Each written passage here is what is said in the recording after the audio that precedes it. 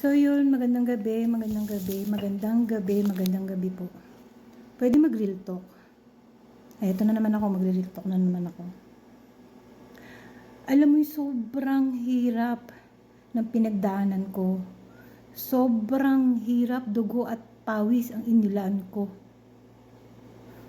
Sa isang iglap lang. Sa isang iglap lang talaga. Grabe, yung araw-araw kong tinitiis. Yung pagod, yung araw-araw akong nai-stress, sobrang stress na stress ako. Hindi ako makakain ng maayos, makatulog, pero bakit ganun? Ganun pa rin yung nangyari. Mas lalong lumalaki ang problema ko. Ganun pala yun, no? Pag sobrang nai-stress ka, parang nahihiyang ka sa stress pa. Ganun. Alam mo yung narating ko na eh. Nakuha ko na nung nakaraan. Tapos biglang sa isang iglap lang, boom! Ganun. Yun na nangyari. Alam mo yung pumayat na ako eh. Ang hirap mag-diet sobra. Pumayat na ako nung nakaraan. Ngayon, ano na naman ito, uy. Lobo na naman ng person. Kain pa more.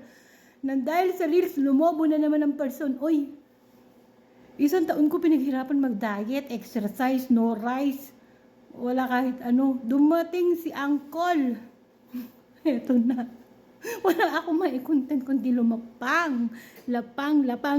So, ano ngayon yung nangyari?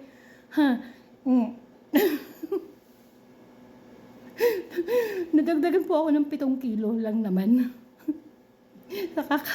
Kaka-content ko na paglapang-lapang. Oy, lumobo talaga ako. Ang hirap kaya, uy. Sabi ko sa sarili ko, ayoko nang bumalik sa dati na lumobo dahil dati sobrang taba ko.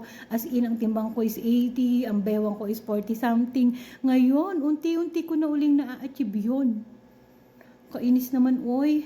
Dugo at pawis ang pinaghirapan ko doon kaka-exercise araw-araw. Masakit ang balakang ko, kaka-ganun. Wala lang, na-share ko lang ang nangyayari sa akin ngayon. Reels pa more.